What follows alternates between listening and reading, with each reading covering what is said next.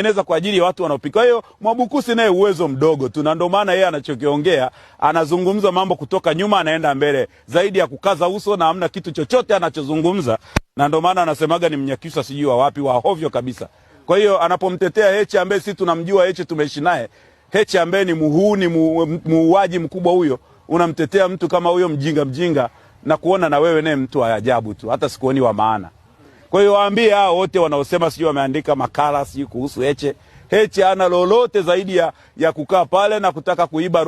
Amewaibia Chadema pesa, na sasa hivi anatengeneza mazingira makubwa sana ili kuhakikisha Lissu anaendelea kukaa ndani, kwa sababu ngoja nikwambie, Heche huyo kaka yake yuko serikalini, mtu mkubwa. Au labda wewe hujui, kaka yake Heche mnamuona ni mtu mkubwa serikalini. Kwa hiyo anatengeneza mazingira Lissu aendelee kukaa gerezani ili aendelee kuwa mwenyekiti na aendelee kula hela. Na Lissu na Heche huwa anatakaga cheo.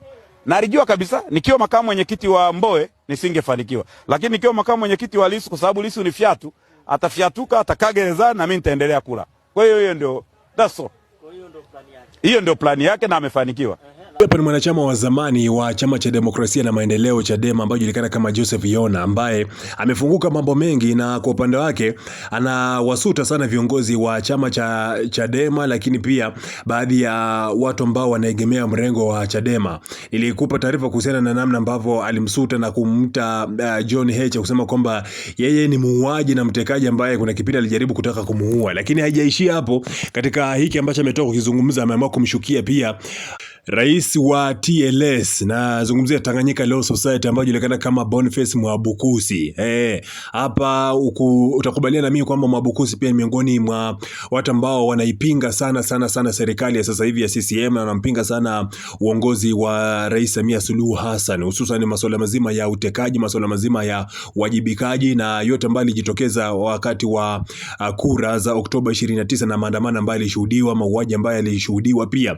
Sasa huyu bwana ambaye alikuwa ni mwanachama wa Chadema wa zamani, huyu Joseph Yona, amesema kwamba amejaribu kumsuta upande wake, amemsuta Boniface Mwabukusi kusema kwamba ni miongoni mwa Wanyakyusa ambao ni wahovyo kabisa. Yaani anaamini kwamba huyu jamaa hana msaada wote, na amesema kwamba kazi yake ni kukaza uso, kwa maneno yake mwenyewe. Sema kwamba anatilia mkazo kuongea maneno mengi kabisa ambayo hata hayana maana. Anasema kwamba ni maneno fulani hivi ambayo hayana tija kabisa ndani yake. Sasa huyu ameamua kumsuta kila mwanachama wa Chadema na kila mtu yote ambaye inawezekana sio mwanachama wa Chadema lakini anaegemea na isapoti Chadema ama anaipinga na kuikataa serikali ya Rais Samia Suluhu Hassan. Sasa kwa upande wake, sijui huyu jamaa alichokizungumza ni kitu ambacho unaona kabisa kwamba kina mantiki ndani yake, ama amezungumza vitu ambavyo amezungumza kutokana na chuki zake binafsi. Kwa namna ambavyo umetoka kumsikiliza na kwa namna ambavyo unavyomjua wewe rais wa Tanganyika Law Society TLS, ambaye julikana kama Boniface Mwabukusi, lazima utakuwa na chako cha kusema kuhusiana na hili. Na tafadhali